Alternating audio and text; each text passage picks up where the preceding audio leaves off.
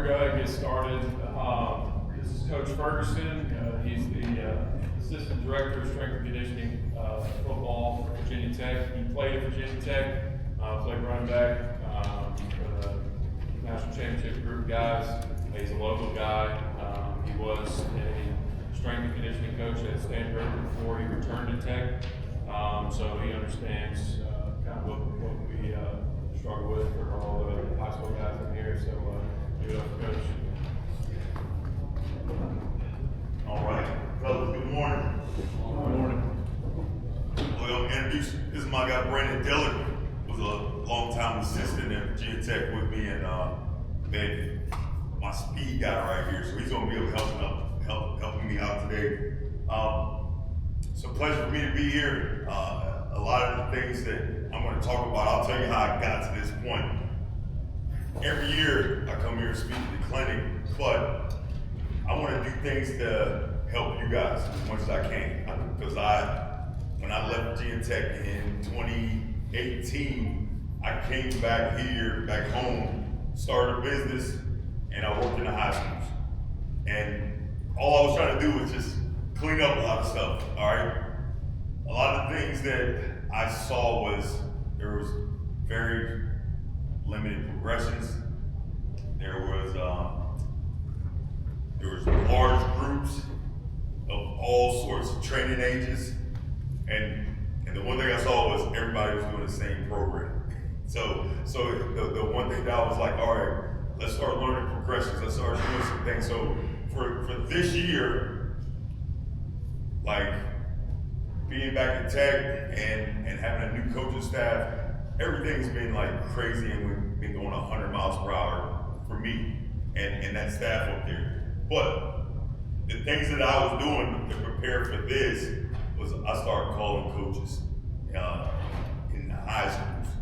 What are some of the things that you want to hear when I present? You know, I can go here and talk about speed training or lifting weights and all this other stuff, but I want to know what you guys want to know or want to hear about that's going to help, and you can take it back to your programs and help build your teams up. All right, so got a few questions. I blocked it off, and the main things that I was hearing about was like training multi-sport athletes. I had questions on recovery, all right, and then what's my third thing, Dylan?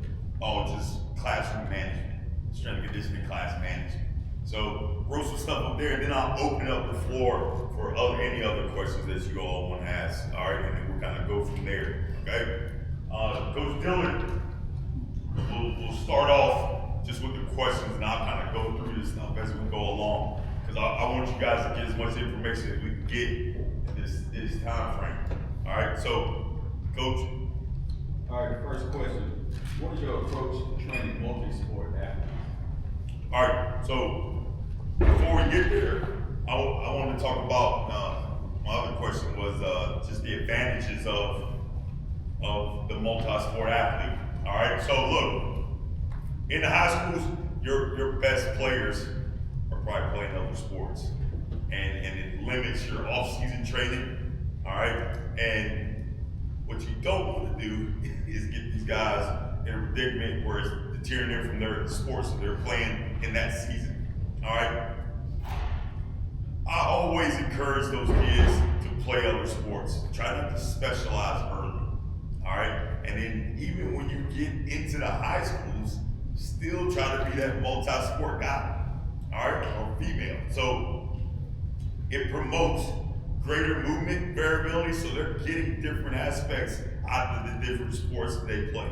All right, lower overuse injury. We see this a lot in baseball, because now baseball is turning into a year-round sport. Basketball is turning into a year-round sport. Softball, all these things are turning into year-round deals. But if they're playing other sports, they're limiting that overuse injury risk. All right, higher long-term ceiling, that just limited specialization. All right, so now we're getting opened up to other movements, other aspects that are going to help us and be more of an advantage to carry over into other sports and competitive toughness. All right, because they're asking different things from you in different sports. You playing soccer, a game you can run 10 miles. Doggone it. To a football player, that's very tough. All right, and wrestling, all that stuff, that's one-on-one, that's combative. All that stuff is tough and it carries over into your sports that you want to play. I got one example. I have 4 daughters and I have 1 son. All right, my 1 son, like I treat all my kids like this. If they ask to do something, I got them in. All right, Daddy, I want to try this. All right, we're gonna go do it. We're gonna go sign up and get it done. Because I want to open them up. So my son, man, there was one year where he asked, like, Daddy, I want to play football. Daddy, I want to play soccer. Daddy, I want to play wrestling. Doggone, we're gonna go do it. And the wrestling surprised me because when he played football, he was kind of like timid playing defense, but he was really aggressive on offense. All right, fast, look for contact. He did all the things, and I mean, he was 8 years old. He was just really aggressive on offense, but he didn't want to hit on defense. So when he asked to play, he wanted to wrestle. I put him in. Now, he had to figure out the conditioning aspect of it, which he did. And he got his tail whooped a bunch of times because it's one-on-one. But as he kept going through that season, I could see the fight in him get a little bit stronger and stronger. And then the next year when he played football, man, he was freaking going. And it surprised me, like, all right, now I'm seeing it transfer over. So now, like, if he has to do something now, man, we're in it. He played basketball this last season. All right, he's a pretty good baseball player. Man, that's rotational power. Like, there's stuff that's going to correlate to other things that he's going to do in football. But he's getting a taste of it in every sport, and it's helping transferring over to his main stuff that he plays. All right, so that stuff is very beneficial and it's useful, and not getting the kids. I hear it in some schools like, this kid's only gonna be a football player. Man, put him in everything that you can get him into. Again, this is kind of the transfer of skills. With wrestling, conditioning aspect, it's tough. You gotta get going in wrestling. All right, grip strength. You're working on leverage. You're working on neck training, which carries over to the concussion issues and lowering the risk of concussions in your sport of football. So all that stuff carries over. Basketball, conditioning. My boy played basketball this last season for middle school, and I'm watching him move. And the one thing that I noticed, and the one thing that I wanted him to get out of it, was the change of direction and the footwork. And I saw that get better and better every week that he played. And the other kids, he's the youngest one on the team, but I see it transferring. Now when he goes to baseball, I'm going to see that transfer over, and he's going to be able to turn that stuff over too. So football, footwork, change of direction, conditioning. If you're running track, I always say this, man, if you're not lifting weights or doing something, go run track. Acceleration, max velocity. You're practicing running fast. All right, that's what it is. You're gonna be in good shape, the conditioning levels, because you're building up for whatever race that you're running for. You're going more than likely is you're training. We always train the energy system above, and then cycle your way down to the competitive portion of it. All right, so you're gonna be in great shape, and then you're practicing running fast.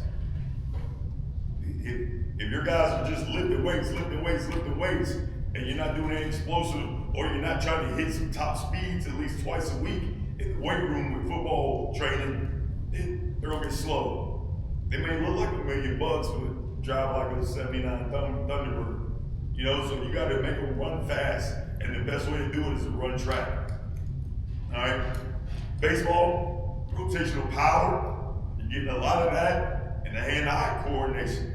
All right, because that ball's coming at you, you know, for some of these kids, 80 to 95 miles per hour in high school.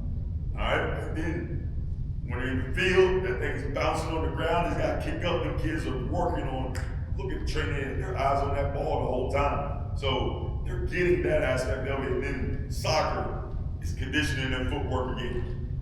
All right, so these sports can translate and transfer over to other sports. All right, who's dealing with my next one? What is your normal annual plan for football?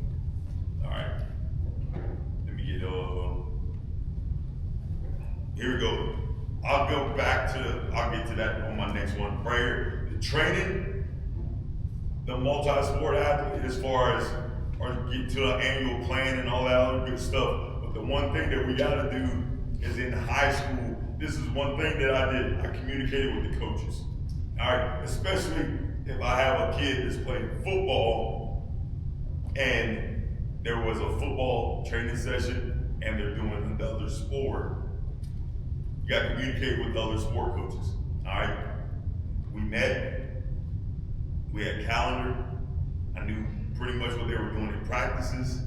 All right, and then that's how I can adjust things because I wanted to make sure that kid ain't burning in both ends trying to get a football workout in and then going to a track practice or a baseball practice or something like that. I gotta make sure they're not burning at both ends, and then the fatigue factor sets in and then they start getting hurt. So you gotta play with the volumes and the intensities and adjust. It's almost like a multi-sport athlete stays in an in-season protocol almost year-round into the summertime. All right, so during the school year, they're pretty much in season because if they're playing a sport in the fall, and the winter, and the spring, they don't have time for an off season, but you can adjust things to get those guys to be able to keep their strength levels up, all right, keep their explosive power up, and keep a little size, and there's ways to do that to monitor body weights and all that stuff. You gotta be really good with the variations of exercises. I'm starting to see that a lot and talk to people around the country here, even on the college level. It's like, it's the same program all year long. Same exercises, on Monday you go, power clean. On Tuesday you go to the bench press. Like it's the same stuff every day. Throw some variations in there. You got box squat, you got front squat, you got, speed squats. You can do a lot of different things, but for that multi-sport athlete, they can't go in there and squat heavy and not have some type of variation with it. If we're looking at squatting heavy, then I'm probably gonna do a high box squat, limit that range of motion, all right, just so they can feel the weight.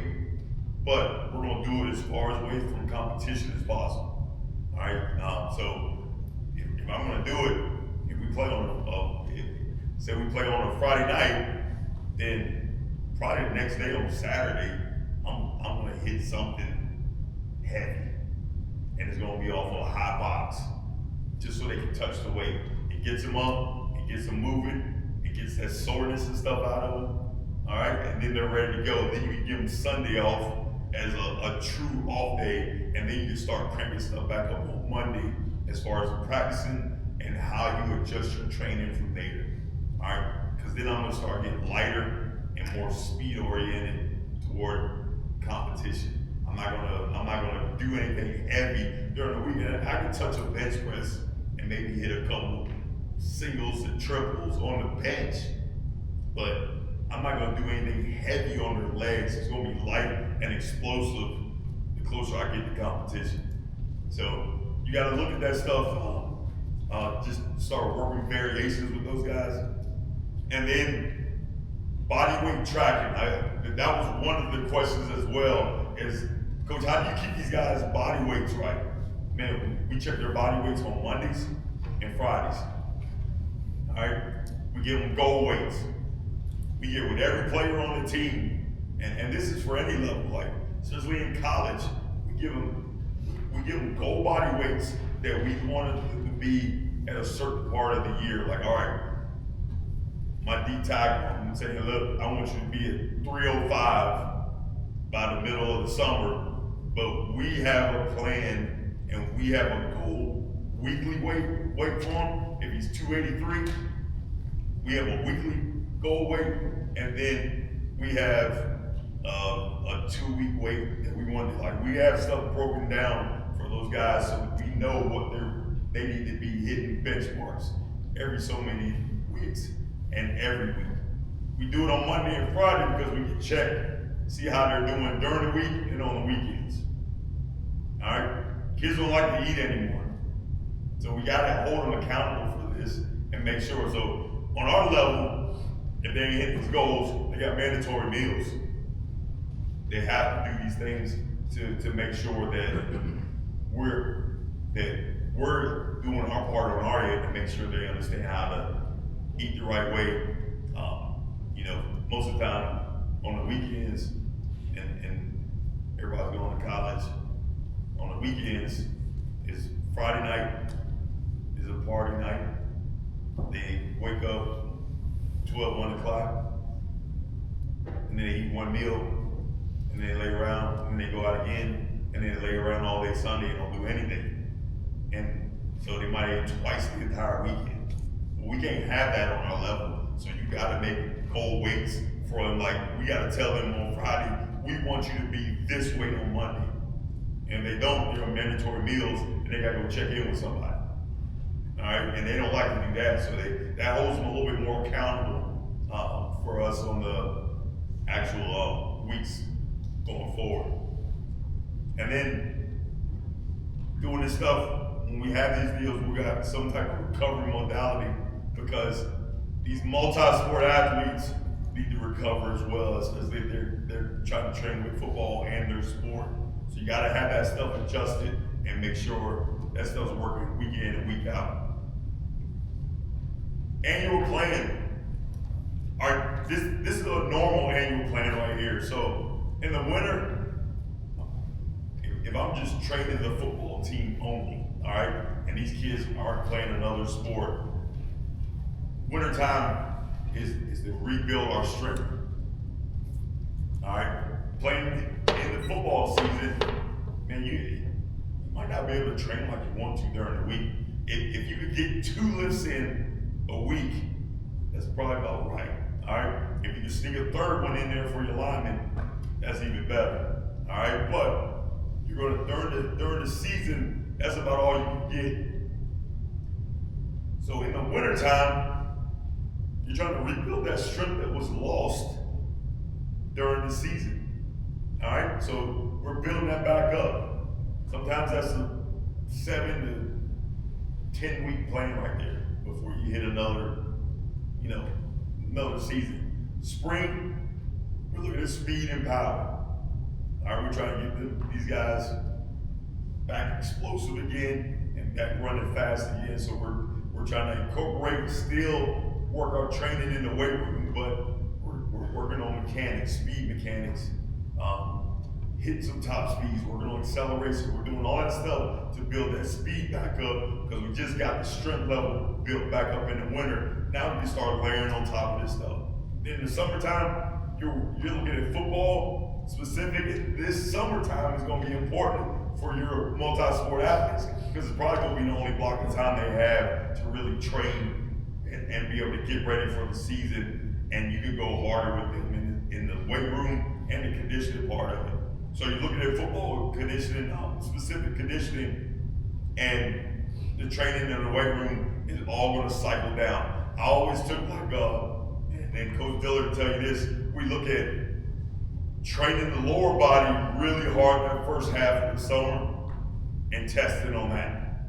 And then the second half of the summer, we're kind of doing a maintenance deal, because the conditioning levels are cranking up, the intensities are. So we're looking at that stuff, and we're running them on the track, doing it's a little higher volume, more than what they're used to, and then we cycle it down to more football specific toward the end of the summer to get those kids ready for camp.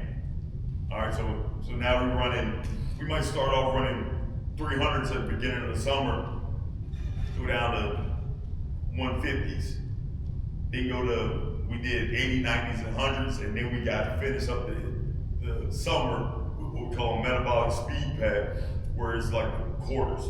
We worked up to 4 quarters, we're down 5 quarters with that stuff is working. You have 4 quarters of 10 plays, and it's really high intensity.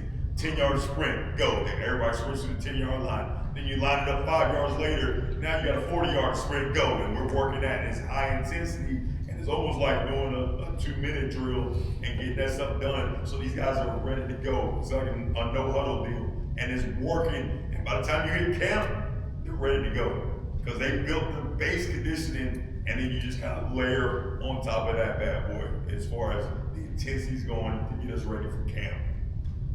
In season is going to be, again, maintenance of your strength, speed, and power. All right. I always say the weight room, the focus for the weight room for us is the winter and the summer. Spring, if you're doing 7-on-7 or spring football, then you kind of take a step back on that and do kind of a maintenance type deal for that as well. And then in the season, you take a step back again and make sure our guys are feeling good and they feel strong and explosive, but trying to maintain it because you got to deal with the rigors of football. All right, you got practicing your collisions.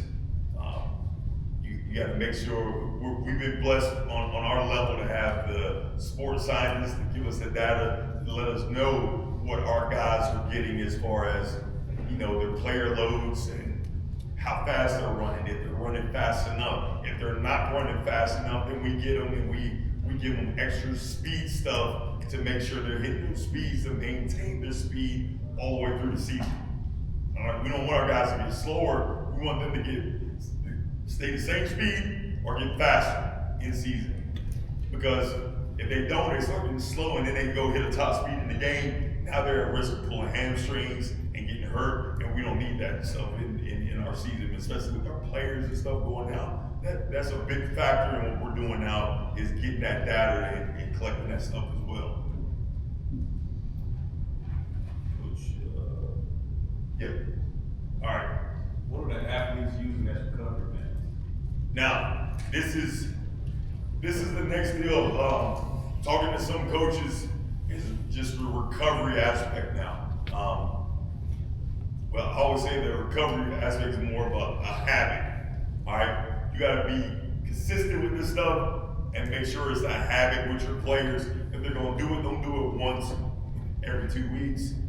Get in a routine. We have players that come in every day to do something recovery-wise, just so they can feel good for the next day. We're always trying to create something, and we have what we call blitz packages. All right, our guys come in. I got a sheet on my desk. They'll pick it up.